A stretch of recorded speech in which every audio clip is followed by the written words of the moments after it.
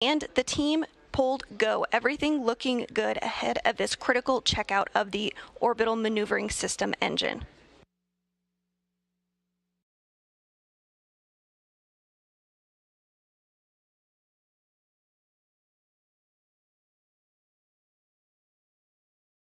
Now, this burn will be relatively short, lasting about 16 seconds long. But the OMS engine can fire for as long as 16 minutes for certain burns.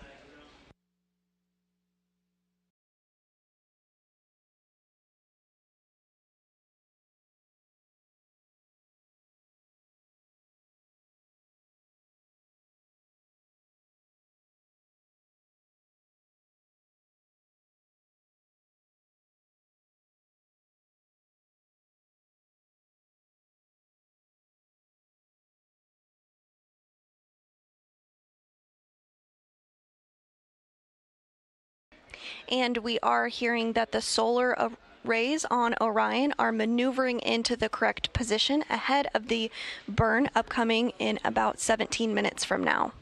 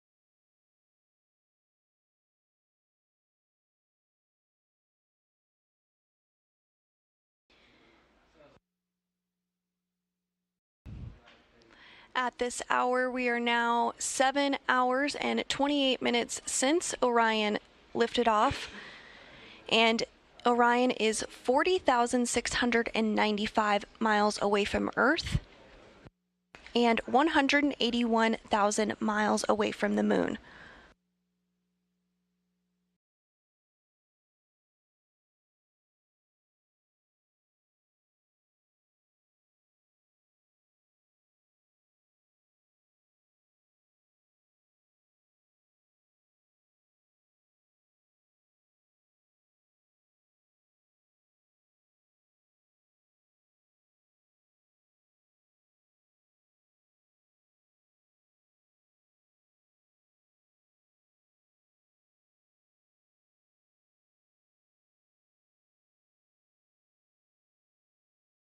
As Orion continues its journey to the Moon as part of a 25-day mission to test out critical components as part of the Artemis I mission, let's take a quick look at a mission overview of what is to come throughout this mission. Welcome to the moon board. We got this just in time for the first mission in Artemis, Artemis I, so let me use it now to take you through. As always, we're going to start off with a launch. In this case, 4 RS-25 engines ignite, 2 solid rocket boosters sending SLS and Orion skyward. On the way uphill, a couple of jettison events, things coming off of the rocket. One of the most visual will be these 2 solid rocket boosters coming off about 2 minutes into the flight after all of their propellant's gone. We also have 3 fairings protecting Orion on the way uphill, as well as the launch abort system that will come off.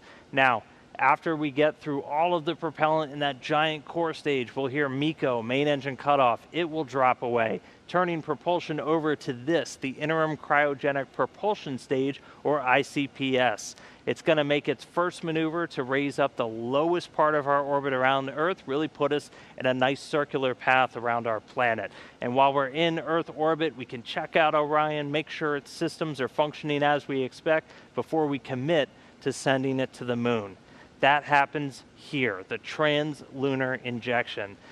to a 20-minute firing of this ICPS upper stage. And what that's designed to do is really give Orion enough energy to get out of low Earth orbit and make its way to the moon. Shortly after that, the ICPS will separate. Its job pushing Orion is done. It has a couple of secondary payloads in here, some CubeSats that it'll deploy, ultimately sending itself on a path around the moon before it escapes and goes into orbit around the sun. Meanwhile, Orion, though, continues on its journey. It'll make some correction burns as it fine-tunes its path towards our lunar neighbor before we get into all the exciting stuff up close. We'll dip in for a 60 nautical mile flyby of the lunar surface using the engines on the European Service Module to push us around and into distant retrograde orbit, or DRO. That's this dotted line that you can see up here. This is really where we're going to learn about Orion while we fly around the moon, about 38,000 miles off the lunar surface. And we call it retrograde as the moon is heading in that direction. Orion will be heading in this one, opposite retrograde. Now, after we're done in that orbit, it'll be time to come home. We'll execute a maneuver to exit, do another flyby close to the lunar surface that commits us to coming home and fine-tuning our path towards the atmosphere. We'll make any correction burns on our way back as necessary before it's time to re-enter the atmosphere. Now, before that can happen, we'll have a spacecraft separation event. The service module, its job is done. It breaks away, ends up burning up in the atmosphere after carrying Orion to the moon and back. What this does is reveal the heat shield, the large structure on the base of Orion. Testing this is our #1 goal for the Artemis I flight, because when we come back from the moon, we're going to be moving at 25,000 miles an hour. That's 8,000 miles an hour faster than when you come home from the International Space Station. And what that's going to cause is this to heat up to about 5,000 degrees Fahrenheit. That's half the temperature if you were standing on the surface of the sun. So things will be very hot, but that heat shield does its job to protect the Orion capsule, which will be bringing our astronauts home at the end of these future missions. After we're through that fiery re-entry, parachutes deploy, Orion splashes down in the ocean. We'll have a U.S. Navy ship standing by with recovery personnel to pick Orion up out of the water and bring it in to the first flight in the Artemis program.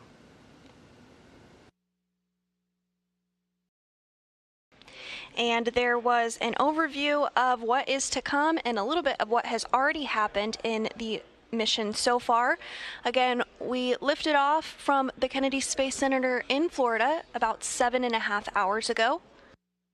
And at this hour, we are nearing less than 10 minutes away from the OTC-1 burn. That OTC-1 burn includes a checkout of the Orbital Maneuvering System, or OMS engine. And this OMS engine is the main engine on the European Service Module, located on the very bottom of the service module.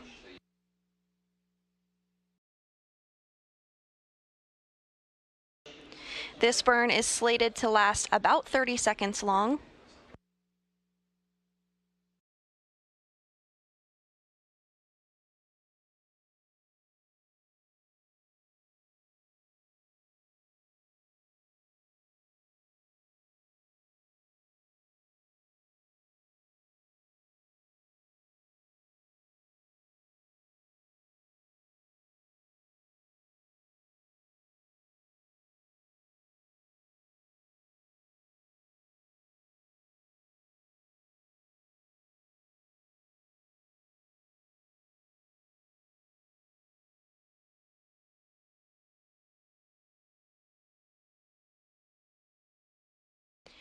And as we approach the OTC-1 burn less than 10 minutes from now, Orion is maneuvering into the proper attitude in preparation for this burn. Earlier, the solar arrays did a very similar maneuver. And before that, the flight director pulled the team here in Mission Control, and all were a go for today's burn.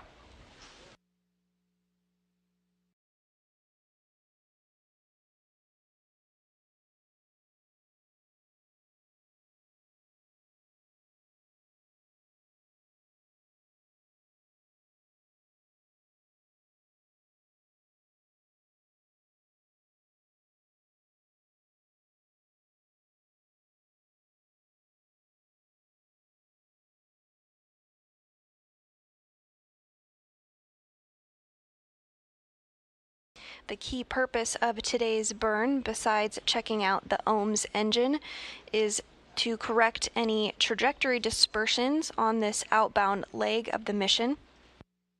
The outbound leg of the Artemis I mission is the portion between translunar injection, which occurred earlier today, and distant retrograde orbit insertion, which will take place a little later in the mission. Flight Gene C.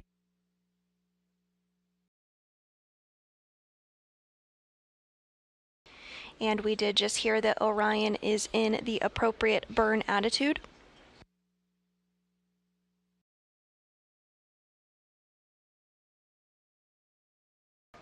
Everything continuing to proceed smoothly ahead of today's OTC-1 burn, 7 minutes and 30 seconds from now.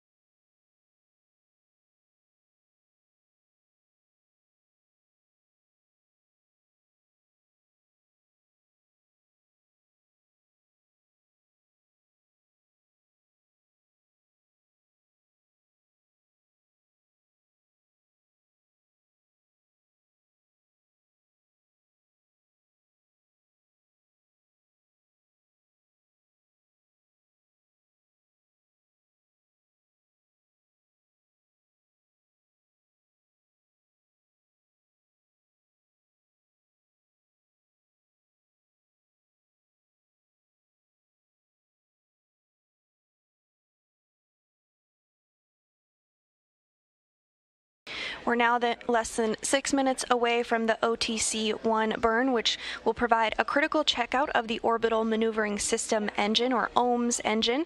It is located on the very bottom of the service module there. You see it on your screen there, located at the very bottom. It's the larger of those engines you see.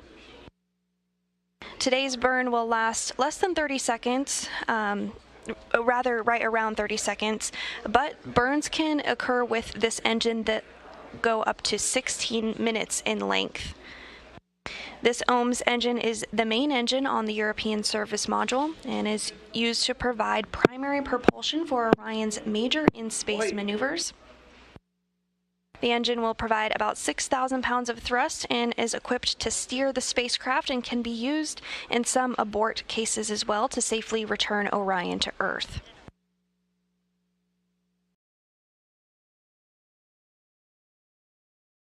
And this OMS engine is a repurposed Space Shuttle Orbital Maneuvering System engine that has flown in space before on 19 Space Shuttle flights from 1984 to 2002.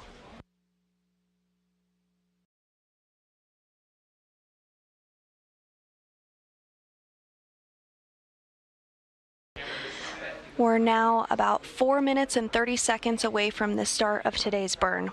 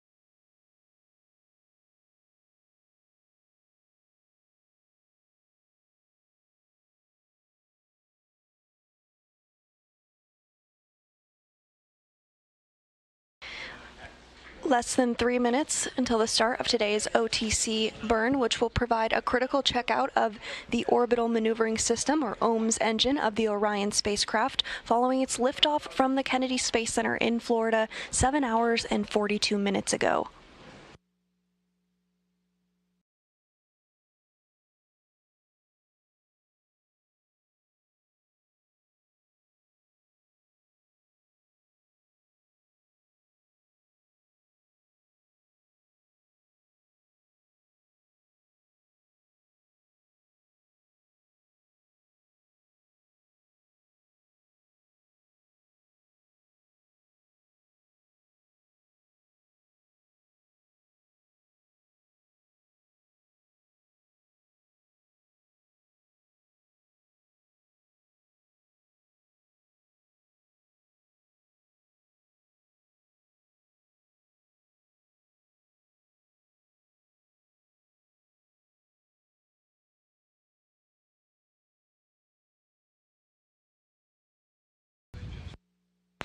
And as you see here, this mission elapsed time showing that Orion lifted off 7 hours and 43 minutes ago. Still in the beginning part of its journey, as this is a 25-day mission with a splashdown targeted for December 11th. But right now we're about a minute and 20 seconds away from the outbound trajectory correction burn, which again is a critical checkout of the orbital maneuvering system engine, or OMS engine. This burn is slated to last about 30 seconds, and everything is still go for today's burn.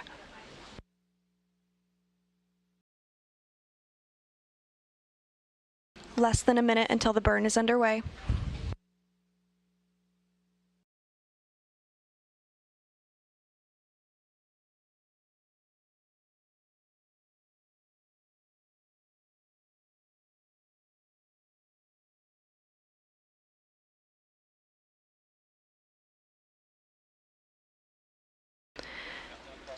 "30 seconds until burn starts.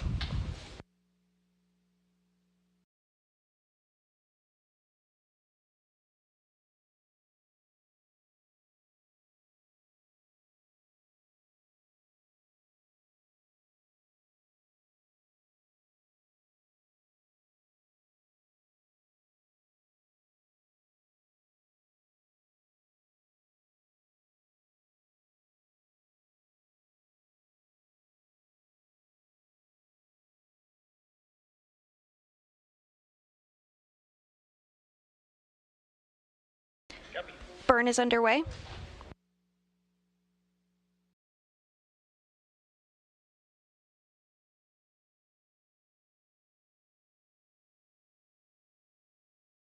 Hearing good engine performance.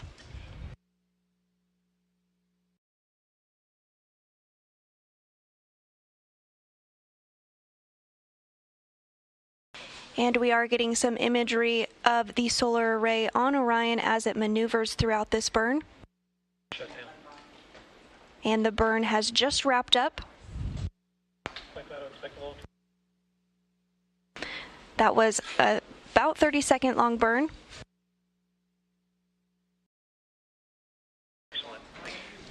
And we did hear good calls from the team here in Mission Control. Good performance from the orbital maneuvering system engine, the main engine on the European service module.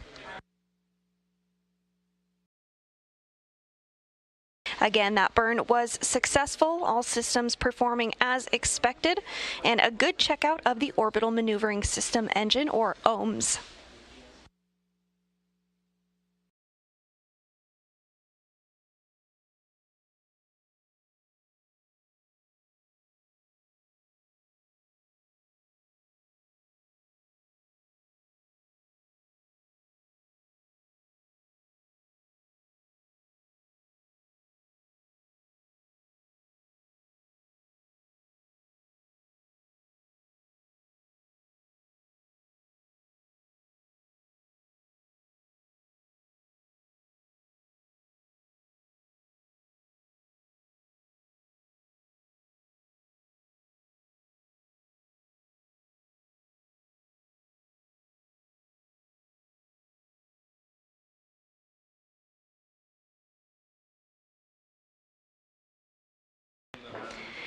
And with a successful burn and checkout of that OMS engine, that will wrap up our coverage of today's burn. But don't go too far, as we'll be back on the air here shortly to cover expected Earth views from Orion during this outbound coast to the moon.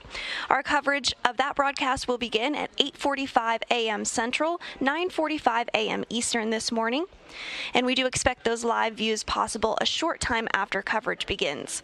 We hope we'll see you then, but for now, with Orion continuing its journey to the moon following a successful checkout of the OMS engine, that will wrap our coverage for today. This is Mission Control Houston.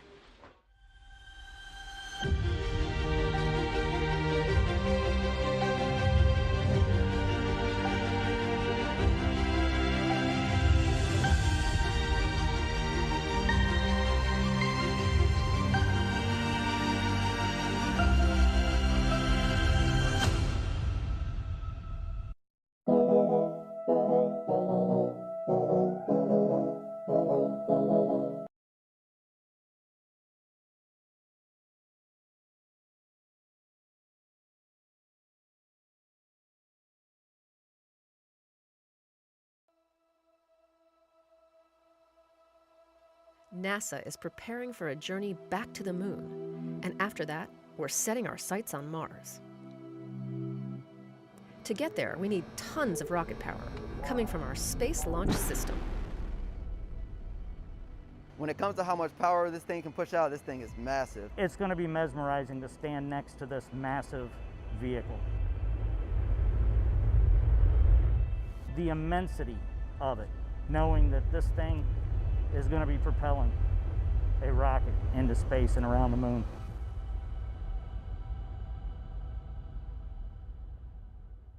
Hang on, it's probably best to start back at the beginning.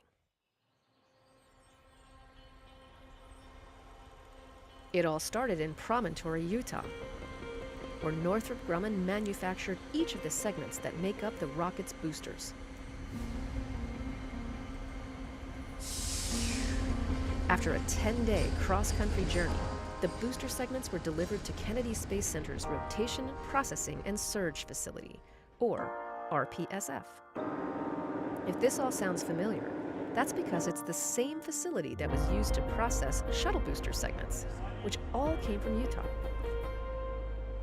Then they're ready to go to the iconic Vehicle Assembly Building, or VAB, where the rest of the motor segments are assembled and stacked on top of the mobile launcher. So the one thing about this vehicle, of course, it's produced all across the country. Components all come here. They may be built around the country, but they all come together right here in the Vehicle Assembly Building. Our SLS rocket will generate 8.8 million pounds of thrust to break through Earth's gravitational pull. That's more power than the Space Shuttle and the Saturn V rocket used.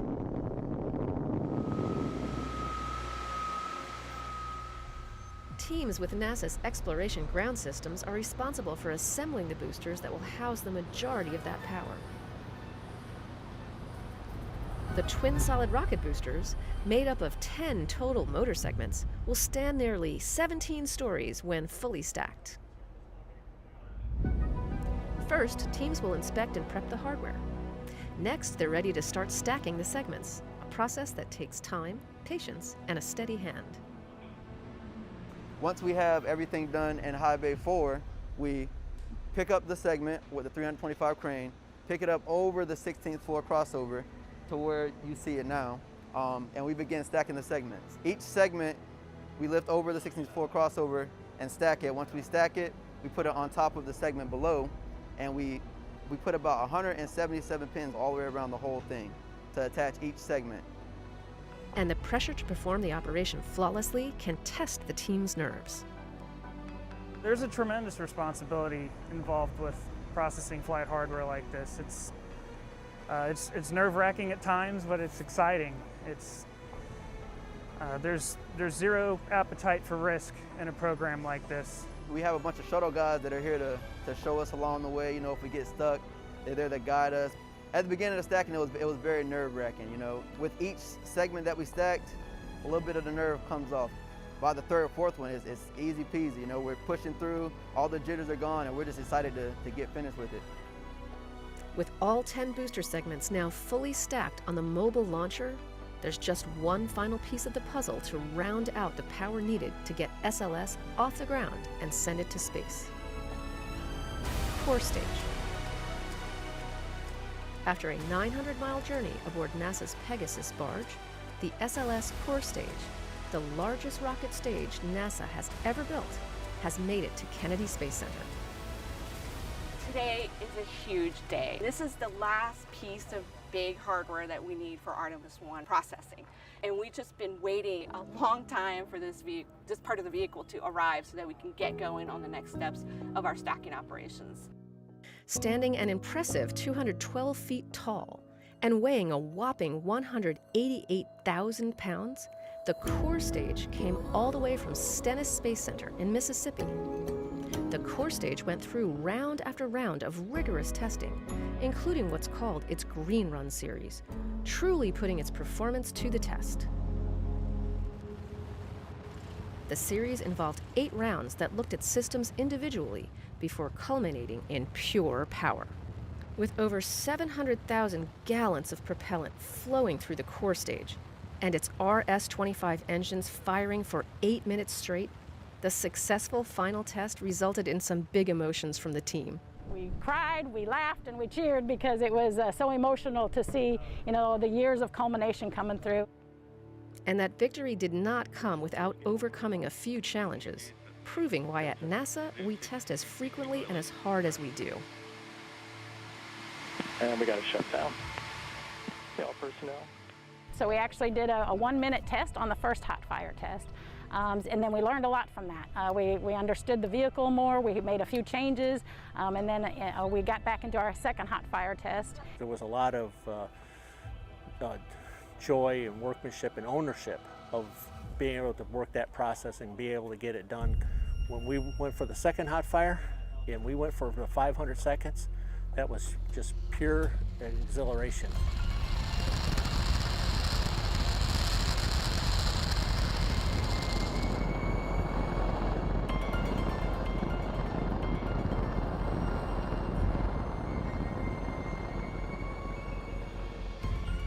Following its arrival at Kennedy, teams moved the core stage into the VAB, where it was lifted by a crane and placed in between the twin solid rocket boosters. Serving as the backbone of the rocket, the core stage will provide more than 2 million pounds of thrust to help send the Orion spacecraft on its trip around the moon. Essentially, we have these 2 massive cranes that are located inside of the VAB, where we go ahead and we pick 2 points at the end of the core stage, one on the back portion of it and on the front portion of it. We lift it up to the point where we're able to transition it from a horizontal position over into a vertical position, and then essentially bring it way up to the top of the vehicle assembly building and cross it over into high bay 3, in which we ensure that we don't damage any part of the vehicle as it's incoming into its position. NASA's largest rocket stage, now fully integrated with the twin boosters, is ready to get Orion off the Earth.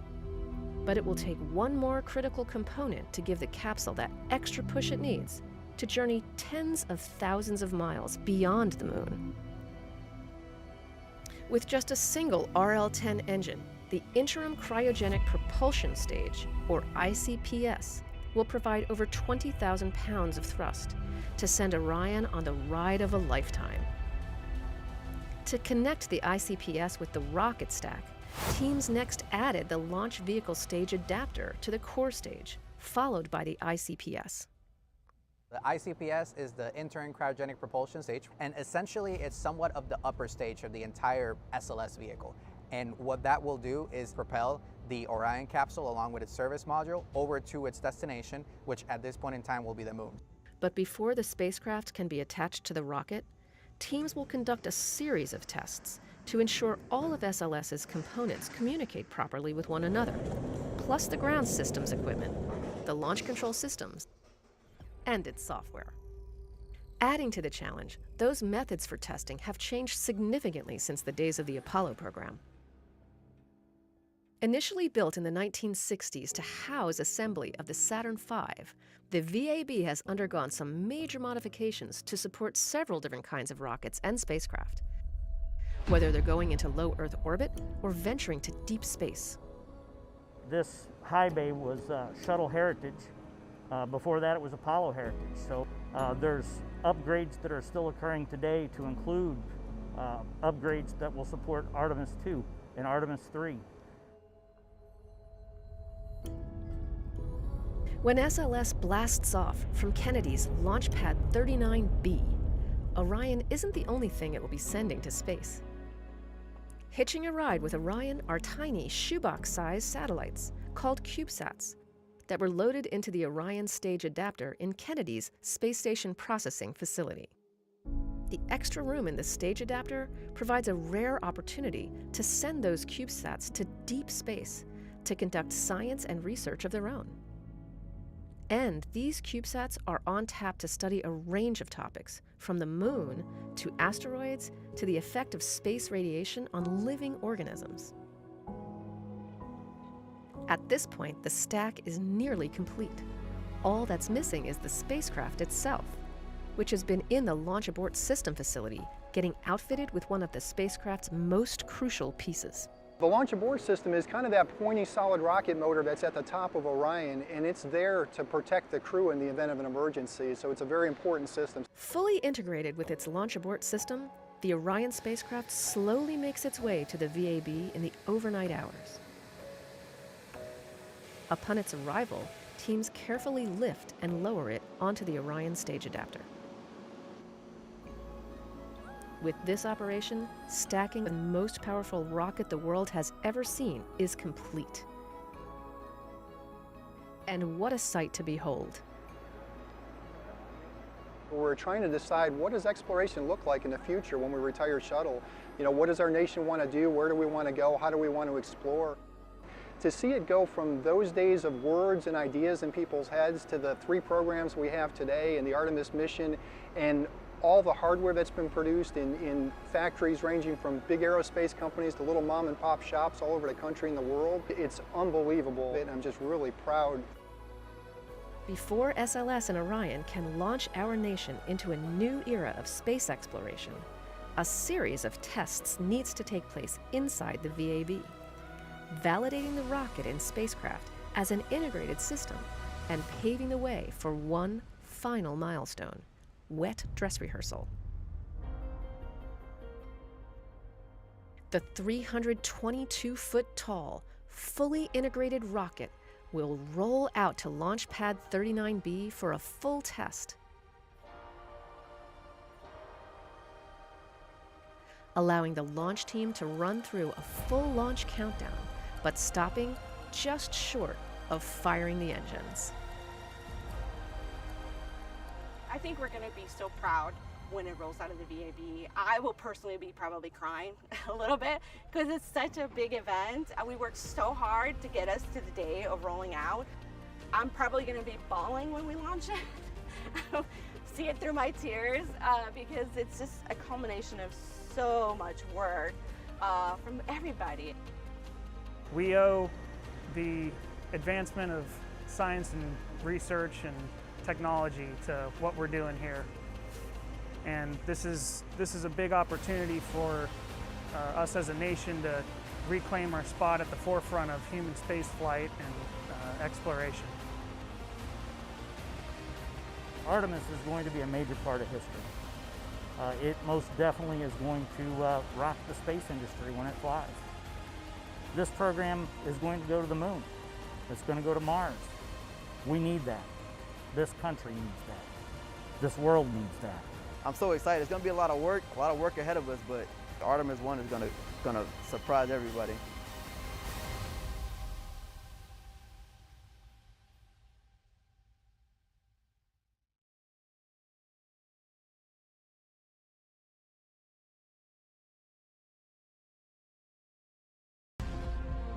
Seconds and counting. T-minus 15 seconds. Guidance is internal. 12, 11, 10, 9. Ignition sequence start.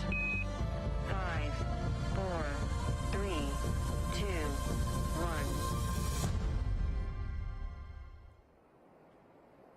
Good afternoon and welcome to NASA's Stennis Space Center in Mississippi. We are bringing you live coverage as Artemis fires up for today's Green Run test, a major milestone on America's mission to land the first woman and the next man on the moon with the Artemis program. Good evening, I'm Lee D'Angelo, and just a little over a mile behind me is the historic B-Test complex where NASA tested rocket stages for the mighty Saturn V rocket and the space shuttle.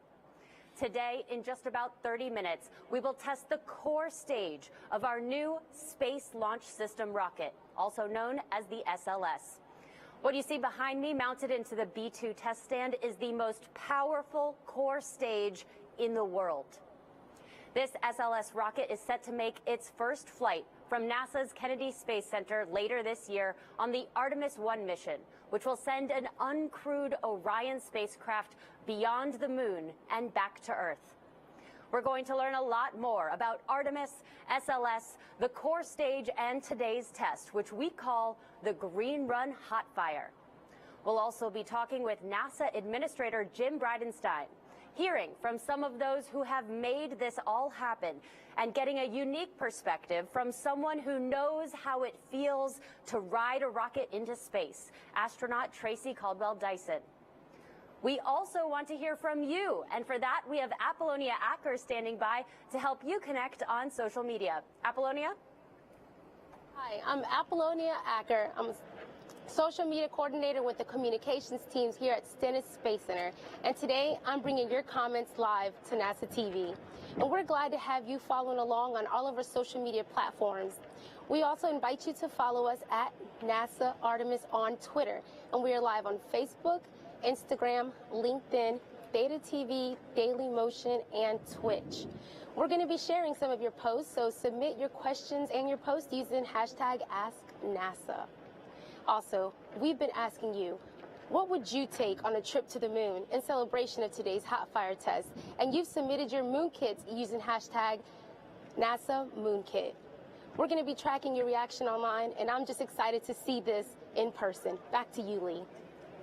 Thanks so much, Apollonia. And I'm so glad we get to share this event online. We might normally have hundreds of folks on hand here to see this in person, but of course, we're following COVID protocols for social distancing.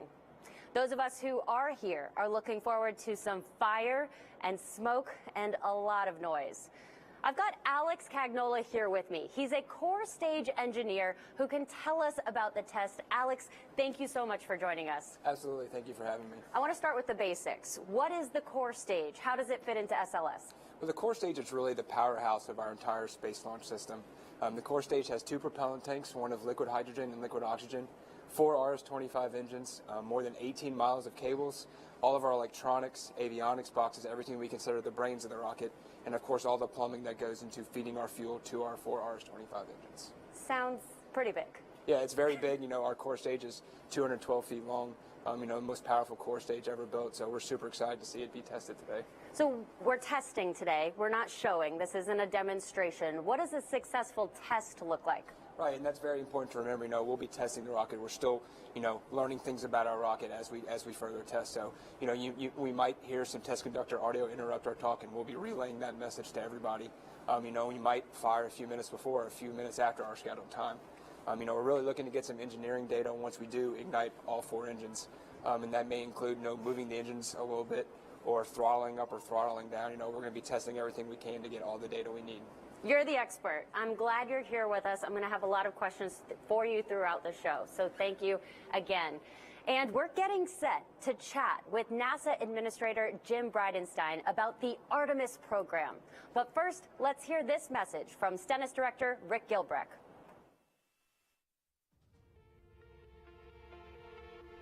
Hello, I'm Rick Gilbrecht, Director of Stennis Space Center, and I wanted to welcome you to today's Green Run. I'm here at the base of the B-2 test stand where you can see the Space Launch System core stage installed in the stand.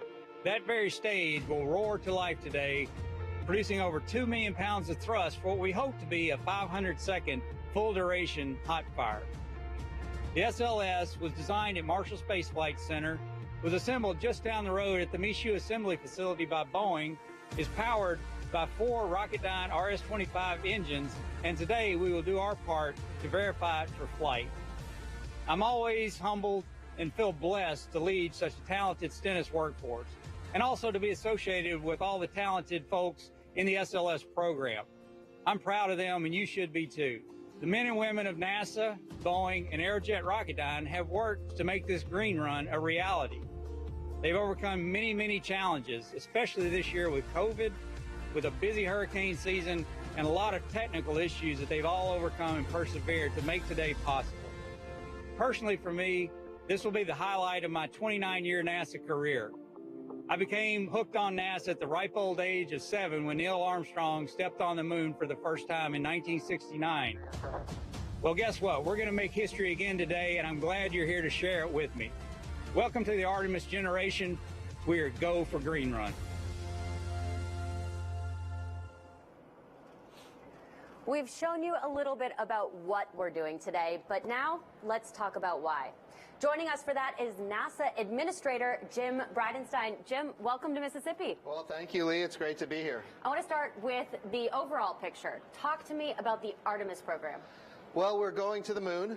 This time we're doing it unlike we've ever done before. We're going with commercial partners. We're going with international partners. We're going to learn how to live and work on another world for long periods of time using the resources of the other world. We're going to use the resources of the moon to live and work with a purpose, because ultimately we want to go to Mars. So we're going to build the capacity to live and work on another world so that we can go to Mars. And the reason we have to do that, Mars and Earth are aligned on the same side of the sun once every 26 months. So when you go to Mars, once you're there, it takes about 9 months to get there. Once you're there, you have to be willing to stay as it orbits the sun until Earth and Mars are aligned again. The moon is always with the Earth wherever we are around the sun. So it's the perfect proving ground. And of course, there's tons of science we can get from the moon. We can get a lot of information of the early solar system because of the subatomic charged particles that have been coming from the sun for billions of years and impacting the moon that we can't get from here on Earth because we have a magnetosphere that protects the Earth and an active geology and an active atmosphere and a hydrosphere. So the moon is a lot about science and data. It's about the early solar system. It's also about astrophysics, looking deeper into space than ever before, because the moon gives us an opportunity to really have this very quiet area from an electromagnetic spectrum perspective, very quiet area on the far side of the moon where we can look way out into deep space and in fact look back into time, if you can imagine that. So we're going to the moon sustainably. We're going for science, discovery, exploration, but we're also going as a proving ground so that we can go to Mars. It sounds like you're excited about this all the time, not Yes. just today, but let's bring it back to Earth, actually a little bit closer, just a mile away. Talk to me about SLS and how unique this is. So the SLS rocket is the most powerful rocket ever built in the history of humanity. The core stage has 4 RS-25 engines. These are very similar to the Space Shuttle main engines. And of course, we're going to light this rocket today for a period of 8 minutes, which is the amount of time we're going to need to light it for a launch. So what we're doing today is we are replicating as much as possible a launch. And we have to remember that what we're testing today, this is a test vehicle. It's also the flight hardware. This is the same rocket that by the end of this year will be launching the Orion crew capsule around the moon. Now, by the end of this year, that Orion crew capsule will be uncrewed when it goes around the moon. But by 2023, we're going to send American astronauts around the moon, and by 2024, we're going to be landing on the moon. Well, thank you so much, Administrator Bridenstine. I'm sure you want to get somewhere a little warmer where you'll be able to watch the test. Great to be with you. It's great to be with you, too. Thank you so much. It was just a few weeks ago that we announced the astronauts for the Artemis program. Let's take a look and meet those astronauts right now.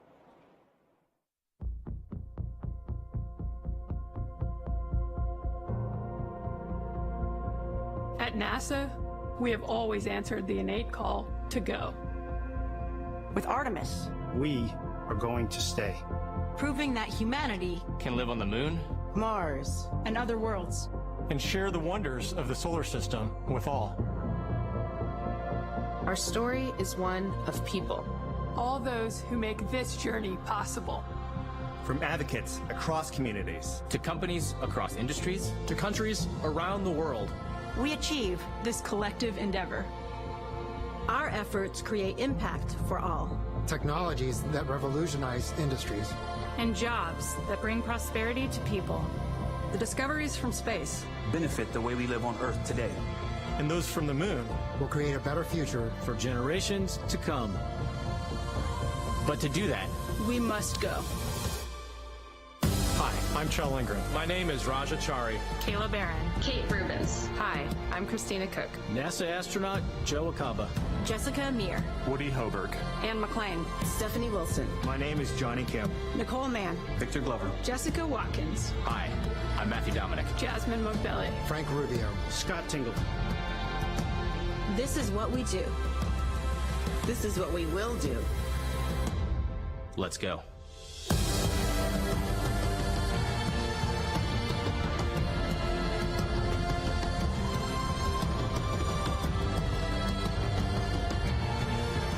We go to the moon to learn how to live on other planets. For the benefit of all. If you are just joining us, welcome. The engines on the SLS core stage are expected to fire up at 4 o'clock Eastern, 3 o'clock local here at Stennis Space Center. Before that happens, let's get a closer look at the Space Launch System.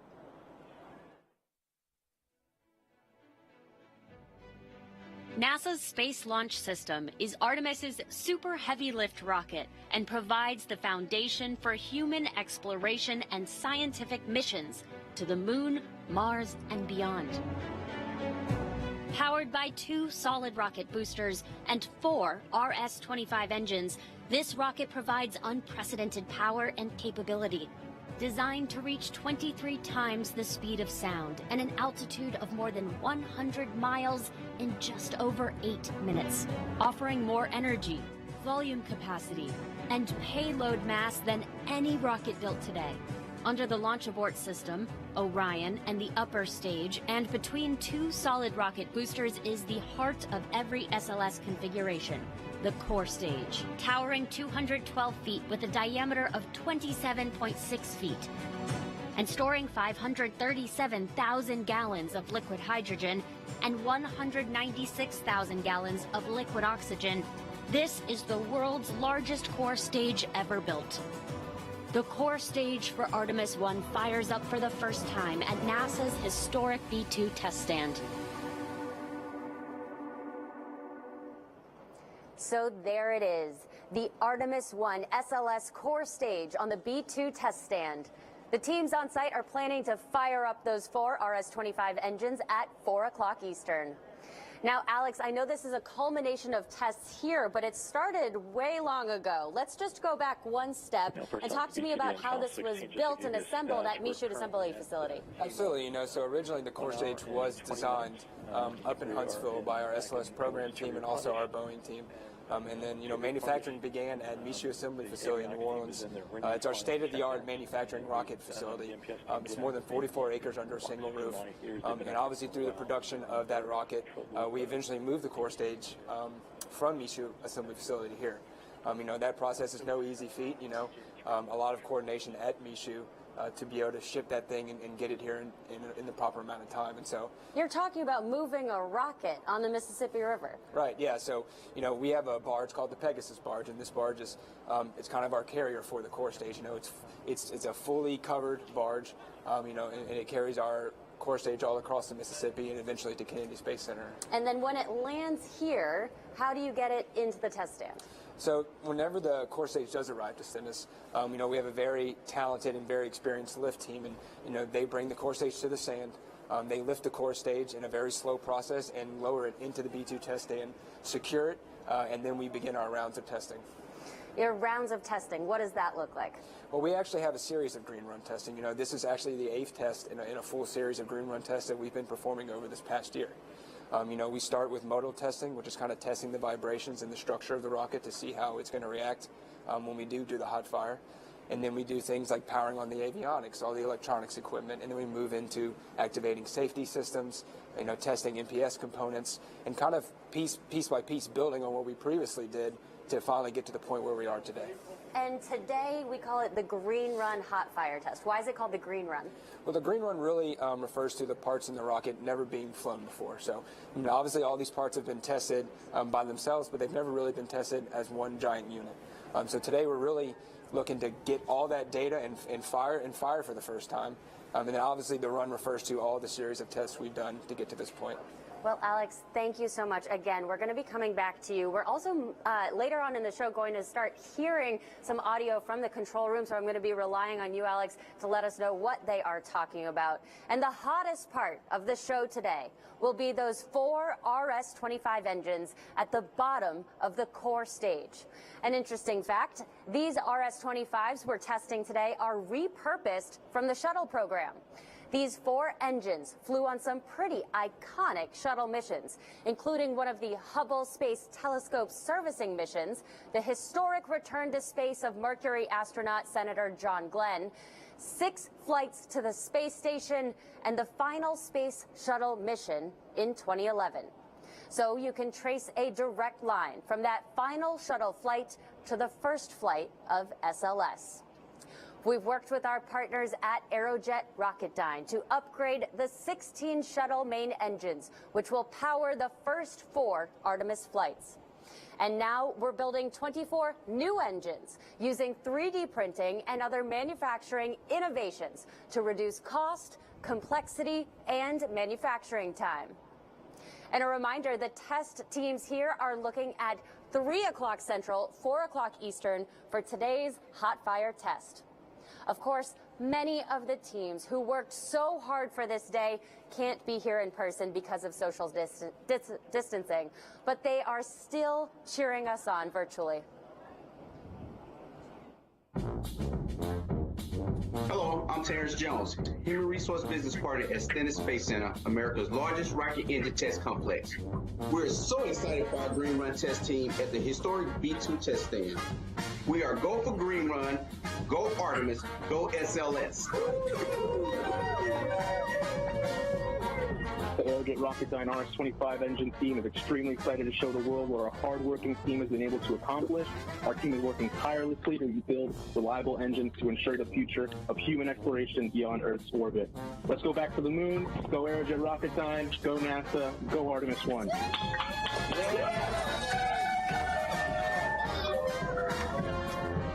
We are Boeing, and we are so proud to be part of Team Artemis. All right, guys, let's light it up.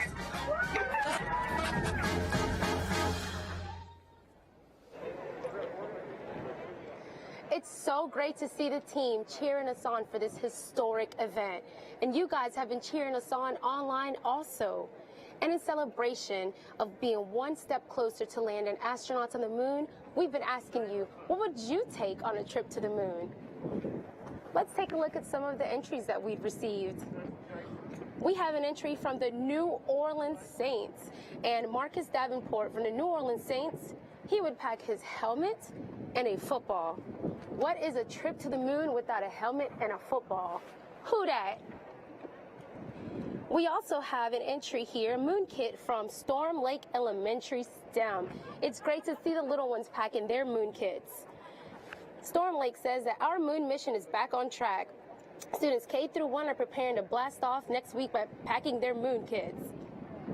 And in their moon kits, they have a soccer ball, an astronaut suit, shades, and a camera. You never know if it's going to get bright out there.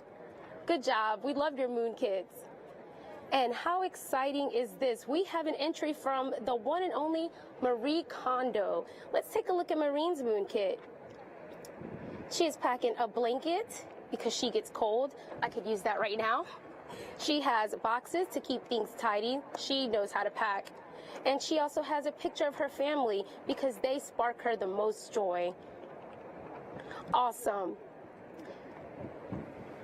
And in responses to what would you take to the moon, we've received some really creative entries. Let's take a look at some more of those entries that we've received. I'm really excited to see some more of these.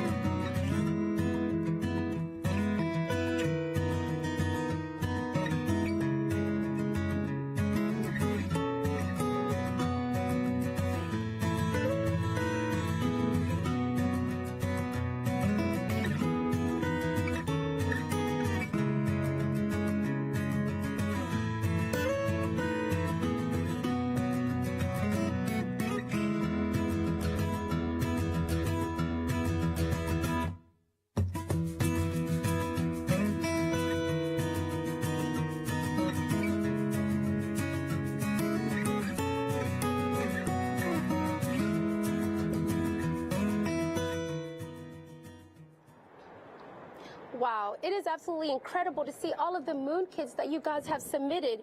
We literally have them from all over the world, and I'm being asked, what would I pack in my moon kit? In my moon kit, I would pack my Pomeranian Azania, and I would have a pretty big box so I could squeeze my 3 boys and my husband in my moon kit. What about you, Lee? What would you pack? You're absolutely right. I'm not leaving Earth without my German short-hair pointer, Penny. And when I told my husband that, he was upset that I didn't say I was bringing him and my sister Casey as well. So we're just turning the moon into a family vacation. We've been telling you a lot about the hardware we're testing today, but none of this is possible without the thousands of people at NASA, Boeing, Aerojet Rocketdyne, and the companies around the country working hard through the coronavirus pandemic and multiple hurricanes to get to this day. From here at Stennis, where we test, to the Michoud Assembly Facility in my hometown, New Orleans, where we build, to our Marshall Space Flight Center in Huntsville, Alabama, where it all began.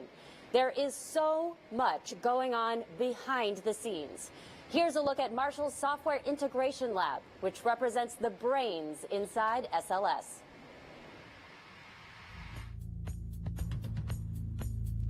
I am the lead of the team that is building and testing the core stage. All the boxes you see here and the miles of cables that you see, this is what the inside of the core stage looks like. So you can see it's very complex. And what we do here is we run a lot of simulations to ensure that we have validated the systems and integrated them together. So we actually have special software that's a version of the flight software, but it's really specific for our green run test. And so that testing has also been integrated into this laboratory and with all these avionics boxes to ensure we have a successful hot fire. Best part of the job is working with all the people and the teamwork. It's been extremely fun to watch how everybody has pulled together with the same goal in mind. We have more than 1,000 companies across the United States that support us. Some of them are small mom and pop shops all the way up to the big contractors. And each one of the individuals that have been working with us have a significant contribution, and they should be extremely proud, not only when we do our Green Run Hot Fire, but when we have our first Artemis mission launch. If you're just joining us today, we are live at NASA's Stennis Space Center in Mississippi for the Green Run Hot Fire test of the core stage of our Space Launch System rocket. At about 4 o'clock Eastern, over there at our historic B-2 test stand, we are going to fire 4 RS-25 engines for up to 8 minutes to prove this rocket is ready to launch later this year on the first Artemis mission to the moon. Again, so many people have worked to get us to this day, and even if they're not here in person, they are ready for this big milestone.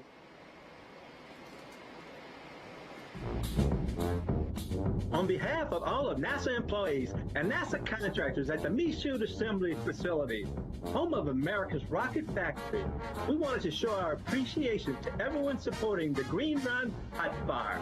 We are with you, and together we are making history.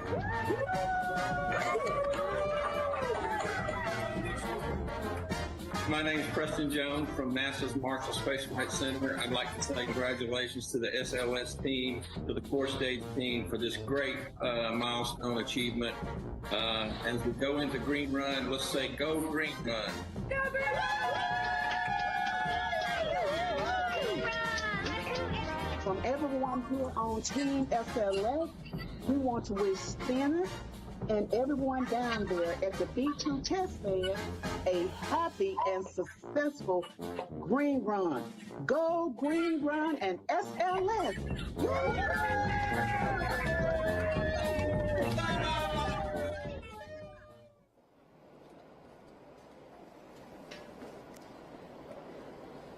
We have an update for you. Again, this is a live show. We are hearing what you're hearing, and we are learning as we are moving through this day of test. Alex, do you have any update for us on why we might be possibly going faster or slower, or what this is like right now? Yeah, so our test conductor just alerted us that they're working through a few issues on the stand. You know, like we said, this is a test, so we will see some delays or some possibly, you know, some issues that we'll have to work through. It's all part of testing. So as we get more information in, we'll tell everyone and we'll work through it. And we did talk about this. This is a test. This is not a demonstration. Why is it so important to test today? Right. I mean, the whole point, right, is it's not a demonstration flight. You know, we're out here to test a rocket, learn as much as we can, and that'll really not only help us for the first Artemis mission, but for all of our future Artemis missions as well. And so what are we actually learning? We've got a lot of different components, a lot of different pieces of the rocket that we're looking at. What do these tests really look like? Well, we're really here to simulate almost what a launch would be like, right? The whole core stage with the computers and everything, it thinks that it's going to be launched. Even though we're holding it in place and testing it, we're basically going to put it through a round of testing that's going to simulate the launch. So the whole point is to make sure, one, to verify that the core stage can perform that way, and two, get the data that we will need for launch day.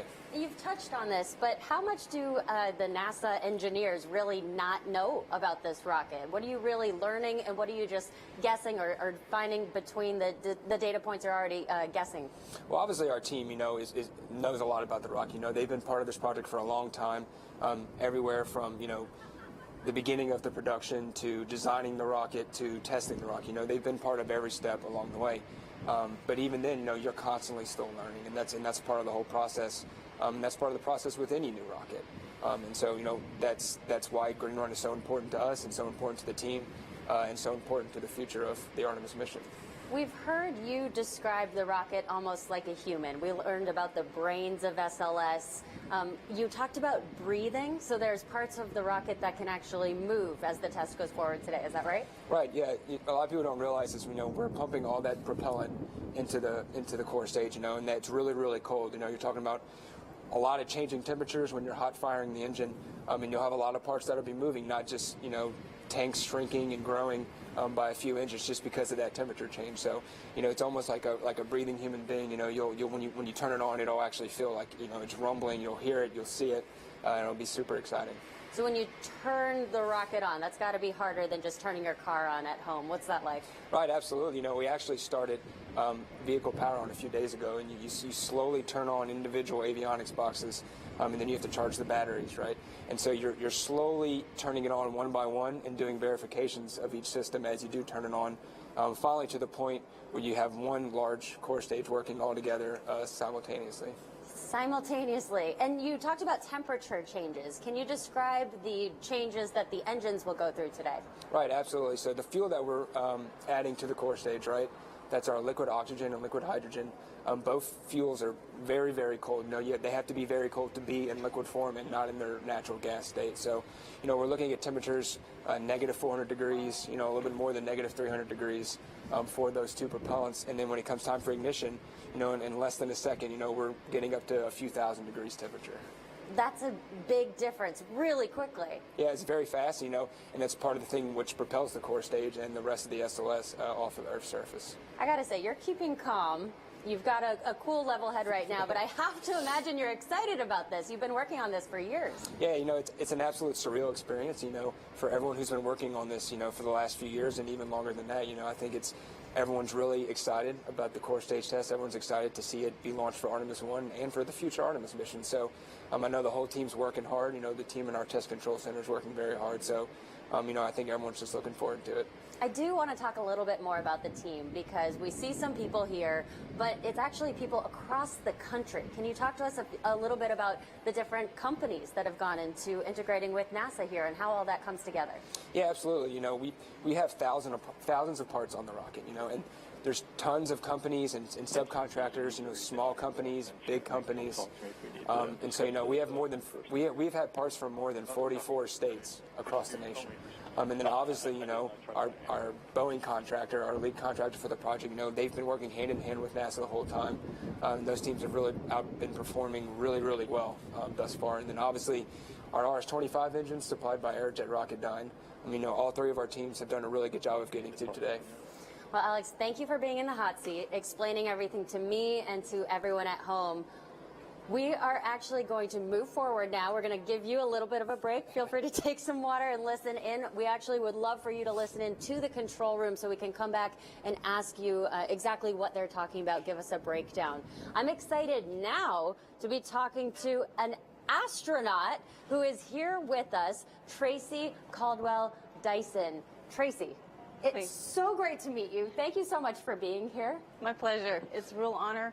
and a privilege to be here. So it's going to be exciting. Well, first I want to talk to you about the act of launching off this planet. You have flown on the shuttle, STS-118 specifically, and one of those engines that flew you to space is powering this very core stage. That's pretty cool. That is really cool. All right, I have to ask you first basic question. What does it feel like to launch? Oh gosh, there's so many feelings. Even before you even get inside the vehicle, as you're walking up to the launch pad, and you see this mammoth rocket standing before you, and from the sensations to the things that you see to the things that you realize, you've got a job to do, but yet you're doing this incredible. You're having this incredible experience. From the light off of the engines to the lift off, the swaying of the rocket, the rumble, the all of the vibrations, the controlled explosion happening underneath you, to the constant acceleration that you're feeling as you're propelled into orbit, to the engines are throttling. All you know is that you're just going fast, and then you're in there with your buddies. You've been training all this time. You get to the solid rocket boosters, as soon as they expend their energy and they separate from the vehicle, and you're just riding on those main engines, the RS-25s. I remember being so impressed with how smooth and powerful that ride was. It was like riding on rails. And then, of course, the moment you get into orbit, it's some of the most strange tranquility that you've ever experienced in your life. I want to ask you to do something here. If you'll indulge me for a second, let's just take a look back, because we are about a mile away from SLS. Well, as you take a look at that, what's going through your mind? You know, I have to give it up for the folks there in the control room right now, because I can remember how I felt standing at the foot of the rocket before I launched on it. But all of those folks, like Alex was mentioning, that have played a role in this, plus the ones that are around the test stand, that is their baby. And when those engines light, there's a lot of hands and eyes and hearts and soul that are in every ounce of thrust that are coming out of those engines. And so I think when I look at that, I just think about all of the people who make up the body of that rocket and the thrust that's coming out of it. And I'm really excited for them. Excited for all of us. Yeah. And it's exciting for all of us here. And what's the difference with the excitement in the astronaut community? Oh, goodness. Well, I tell you what, there's a whole lot of other blue flight suit folks that wish that they were here today. We are just genuinely excited about this opportunity to go further than low Earth orbit and explore again our moon, and to set a foundation along with those footprints, and to go beyond that, and to just be here at this time with all this excitement is a real privilege for all of us. But as a corps of astronauts, we're just really excited about where we're headed. So. All right, you said moon. So as we progress towards the moon, talk to us about the significance of the human element in space. Why is it so important to put humans back on the moon? Oh, goodness. I think there's so many ways to answer this, but I think we have it inside each one of us to discover, to explore, to let out our creativity. And I think the reason it's important for humans, I mean, technically it's important because we know how to make decisions right then and there, especially with time delays and not having a camera view every single place you need to look. It's, I think, vital to have humans involved. But the spirit of exploration is within our hearts, and there's no other way to live it out but to send our humans to these destinations. And there's a lot of people watching today, and a lot of kids watching today, young girls watching today. Do you have anything you want to say to them specifically? Oh, goodness. Well, with what time we have left, I would say that the most important thing to do is to know what you enjoy doing, and start now taking note of those things, because what we really want is the best in you, and what brings the best in you out for everyone to see is doing the things that you enjoy. And so I would encourage everyone to go and explore all the things that you are doing right now, and ask yourself if you didn't have to get a grade in this, would you still be doing it? And so I just think that it's within their reach to fulfill their dreams, as long as what they're doing is what they enjoy. Stay curious. Stay curious, absolutely. Well, Tracy, I'm lucky to be with you. We're both lucky to be here right now, but there are a lot of people at home who've got questions for you, too. Would you mind if I asked you some questions off of Twitter? Please do. All right. We're going to jump to a few questions we've gotten in. The first one is from Amber. Amber on Twitter asks, what is the main mission, or what do you hope to learn with these next series of landings? On the moon, I think what we are trying to learn is just make sure we know how to get back there, and then to set up our mission so that we can come back. And our whole goal is to lay a foundation on the moon and make it sustainable so that we can continue to come back. And so I think the most important thing is to test our systems and to make sure that we can duplicate it. So make sure we don't get lost and that we know what we're doing when we get there. Okay. That is highly important. That's a great answer. All right, another user on Twitter asks, what would be your final meal before leaving for the moon? Oh, goodness. What would be my final meal? You know what? I would, this is going to be boring, but I would want a salad. What? Why? Because I want fresh food before I go, because the rest of it's going to be all dehydrated, I'm pretty sure. Do you get queasy on the launch, too? No, I didn't, and I think part of that's because you are so highly trained and you've got a job to do and you're highly focused. And with all the G's pressing against you, it kind of keeps your stomach still. It's keeping it down. Keep it all in there. One last question for you. What is the coolest thing you've experienced being an astronaut? Oh, I got to say that it is being in shorts and a T-shirt, living on board the space station, looking out the window and gazing at this beautiful planet. That probably is the most exciting, coolest thing I've ever done as an astronaut. Well, Tracy, thank you so much for being here. I hope you get to enjoy the show. And thank you to everyone watching and submitting questions online. What we're going to do right now is we are just going to watch with you. We're going to take a step back. We are going to watch the test stand, and we're going to listen in. And we are going to ask Alex to please pay extra special attention, because we're going to come back and ask you what's going on in the control room. So again, we are going to take a step back and I'll just watch the test stand for just a few minutes.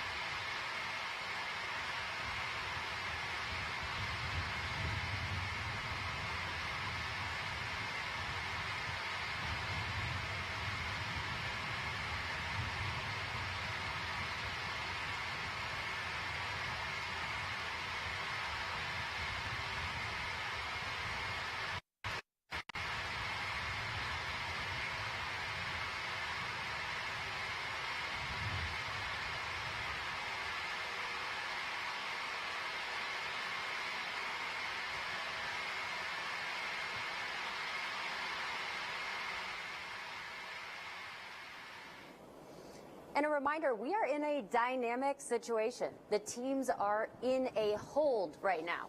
We are still well within our window for today's test. The teams are working towards getting an updated test time for today. So we have Alex with us, and Alex, we were listening into a little bit of the control room audio. What does it mean that we're in a hold, and what were you hearing from the control room? Right, so right now we're still in a stable replenish, and basically what that means is we're still getting fuel into the tanks from the facility, and the replenish cycle is kind of meant to maintain topping off the tanks to their full capacity as some of that liquid does turn back to gas, and we've been off that gas. So we are in a stable replenish phase. Obviously, some of our engineers in the test control center are seeing some data that they don't like or might be not exactly normal for what they usually see. So those teams are off now, kind of having sidebar conversations with each other to kind of determine what we need to do to go forward.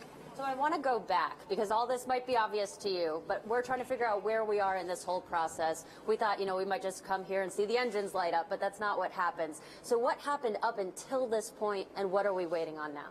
Right, so like we said, we've powered on the vehicle, right, over the last few days. We've repaired all the systems, we've tested all the systems, and then this morning we started tanking, by filling both our liquid hydrogen and our liquid oxygen tanks with propellant. And so that's really been the long process today. I mean, obviously we have to chill down our main propulsion system, so all of our mechanical parts have to be chilled down to a certain temperature before we do hot fire as well. So, right now they're obviously working through some issues in that process. And as we learn more, as they learn more, we'll learn more. And so whenever we do hear audio, we'll be able to give a better update. So why don't you tell us a little bit about that process? We're talking about chilling down the engines themselves.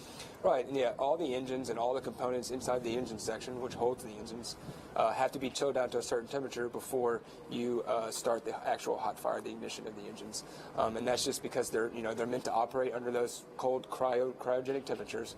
And then obviously when you're hot firing the engines, you start to heat up those parts, right? So you want to cool them down to a certain point, and then obviously you'll heat them back up whenever you're firing the engines. So say this hold is lifted, what will happen next? So when we do, or when they talk about the hold and they lift it to continue operations, from that point, we're at the point where we'll start to move into our T-minus 10-minute countdown. And that countdown kind of moves into our final sequence of activities to finalize right before we get to the actual hot fire. So there's a whole set of activities we get every few minutes, and that'll kind of determine what time we will fire, and then that we are actually going to fire. Will we be able to see anything during that T-minus 10 countdown, or really not see anything until the last second? Yeah, you'll probably see a few things, and a few of those things you might be able to see right now. The water suppression system is operating. It's not operating at 100% right now because we're obviously not hot firing the engines. But when we do, you'll be pumping 100,000 gallons of water every 20 seconds. You'll be able to see, obviously, some of the engines gimbal, which are moving in a few degrees in different directions. And that'll be part of the run-up until we actually do activate each engine. And you've told me this before off stage, but I thought this was fascinating. So we haven't had a test like this since the Apollo era.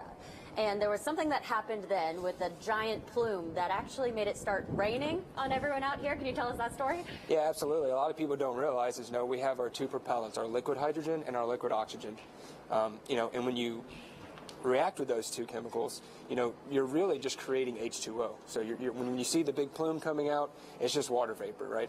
And, since when we tested Apollo, back during the Saturn V program, that the amount of water vapor coming out during that test is quite breathtaking, and also it's so much that it can create clouds and sometimes rain clouds, so sometimes you can get rained on from that. All right, so we can expect possible rain, even though it's a beautiful, cold but sunny day today. What else can we expect to see? Right, so you'll hear the test conductor audio when we get into our T-minus 10-minute countdown. So after that, you'll hear, every few minutes him come on the phone and say, hey, we're getting to this step. And then you'll hear the engines rev up for the hot fire.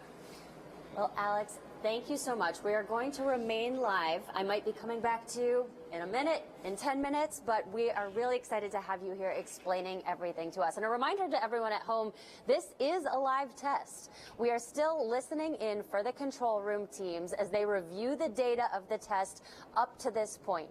They are having a conversation right now about the appropriate steps to move forward. So, Alex, we've had a little bit of a talk about those discussions. Again, we're going to be coming back and forth to you. And again, a note to our viewers, we're going to be hearing calls from the test conductor at regular intervals over the next 10 minutes or possibly more. When we hear those call outs, what we're going to do is we're going to pause and listen in. I might turn to Alex and have you explain them to us again. For right now, what we're going to do is pause and listen for some of those so we can try to catch up with the rest of you and everyone in the control room, find out what's going on, and just take a step back and look at the beautiful SLS on the test stand now.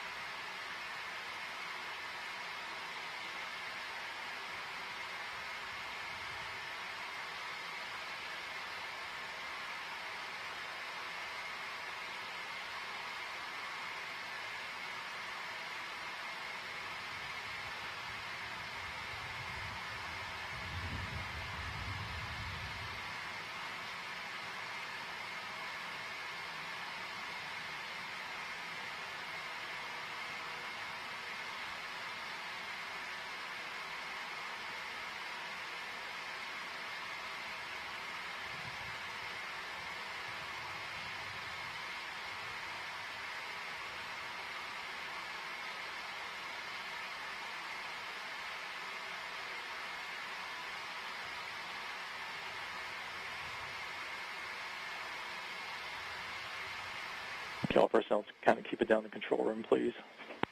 We are coming up on another event here in the terminal countdown timeline, coming up on about minus 40 minutes here in about 2 minutes.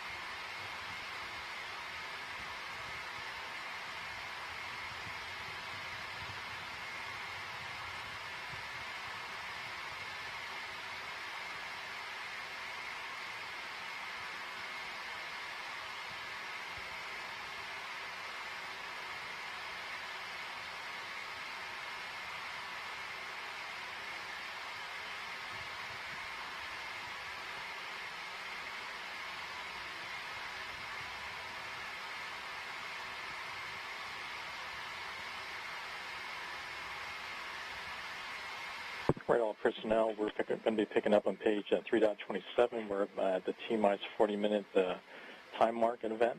Step 4.61, SCE. Let's go ahead and initiate the terminal count sequencer IOC for substep alpha. Let's go ahead and enable TCC user underscore hold. Let me know when that's enabled. Copy.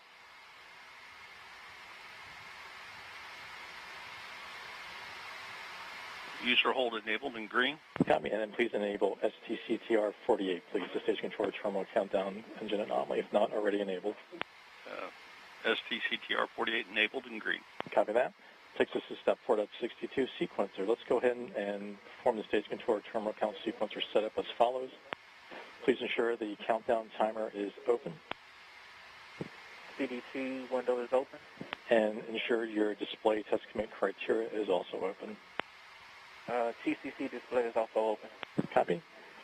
And we're going to go to substep Charlie. If you would, verifies on the terminal count sequencer that the IOC has been initiated. Verifying initialization was successful. Copy. And verify engine configuration is hot fire. Engine configuration is hot fire. And verify display configuration is hot fire. Display configuration is also hot fire. For substep 4, please record the version of the GLS events table being used for today. Okay, version hot fire, version R98 Rev 8. Did you copy that, BQA1? No, sir. Engine configuration being used today is hot fire, version R98 Rev 8. Version hot fire R98 Rev 8. Correct, Rev Alpha. Copy, it takes us top of... A is that Alpha, right? Hot fire R98 Rev 8, copy. Okay, that takes us to the top of page 328 for substep 5. Verify that the engine configuration is the desired version of the GLS events table that you just mentioned. Confirmed. And verify the display configuration is also the desired version of the GLS events table. Also confirmed. Okay, under your TCS engine status, verify activate sequencer is selected and displayed. TCS engine status activated. Copy that. Okay, per the note there, TCS will automatically stop at the T-minus 10-minute hold point. HEA, if you're on 16, step 4.63 is yours. Copy that. NTC is HEA in 16. Give me a second. Here's coming to 16. Go for NTC. NTC, can you please verify and or perform a helium spin start panel activation per DOP 11 to provide 1,000 to 1,300 PSIG to the CAPUs? Roger that. It is set up. Copy that. It is complete. Record a UTC on that of 016-21-17-07. Copy 016-21-17-07. Copy that, and the NTC, the next step is yours per step 4.64, please. Roger that. And in BTC, let's go ahead and prepare the deflector for test configuration. And he's on the phone, but he's been coordinating with the water plant, and he'll get the bypasses open in just a moment. Copy that. And then NTC, per our discussion, we will we will maintain the current timeline and the current countdown time per our discussion. Roger that. Sounds good.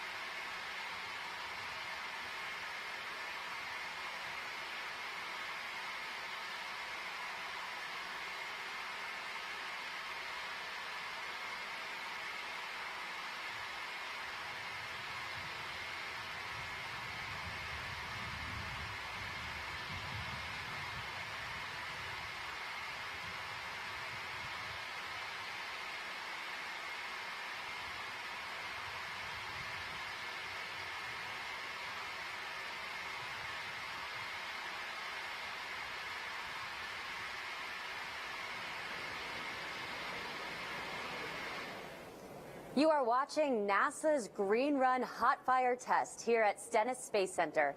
The teams are in a hold, but we are still well within our window for today's test still, and I am lucky to have Alex here with me. We've heard a lot of conversations from the control room over the past few minutes. I heard hot fire a lot. I heard water a few times. You're the expert. What were you hearing? So the test conductor instructed everyone to go back into our terminal countdown sequence. And so at this point, we are about 30 minutes away from the hot fire according to the terminal countdown sequence. Some of the other things they're kind of talking about, they're turning on the water deflectors, right, for the engine test. So there's certain configurations that we need to put each thing on the stand or thing on the ground in a certain configuration for that hot fire. So they're supplying certain amount of pressure to different components inside the engine section, and like we said, turning on those water deflectors, retracting some of the stands around those engines, really to prepare the stand and the core stage for hot fire. We heard at least two people talking, is that right? What were those people, what are those positions back there? Right, so the test conductor is basically relaying information to individuals working a console, and each of those console workers are either going through test criteria, right? So we have test commit criteria for each part of the test. They're looking at different things that are happening with the stand. They may be controlling the water going onto the stand. So he is in direct communication with each person that is working each individual component on the stand. So you'll hear him giving out a lot of commands of things that need to go according to our countdown sequence. And where are they? They're even closer than we are, right? And they're in a safe place, I hope. Right, absolutely. They're in a test control center closer to the stand. And that stand is wired, has wires running all the way to the test control center. And in the test control center, they can see everything going on. They can see all the cameras, and they're each sitting at console, be able to make decisions real time. So, they're sitting in a building. It's fully blast proof, right? It has giant blast doors closed in there. So, the team's working really hard. There's a lot of people in there looking at a lot of stuff. So, they're obviously working through it and working towards hot fire. And those two people we heard, are they sitting close to each other? Are they hearing each other kind of like we're hearing them now? So the test conductor audio, he's in one part inside the test control room. So, he's talking in a regular voice, kind of like we are. And then he could be communicating with someone on the far end of the room, or he could be communicating with someone sitting right next to him, but that's all over the audio, kind of like we're hearing. So is this considered normal when you think about testing a rocket? Yeah, absolutely. There's a ton of people who play a part in the actual test of a rocket or in the launch of a rocket, right? So you have to have a proper way of communicating, proper one-way or two-way channels, so that the correct people can be heard at the correct time. So everything that's happening is obviously planned as far as, communication and working through issues. And then now that we're in our close to 30-minute terminal countdown, we'll be hearing a lot more things over the radio.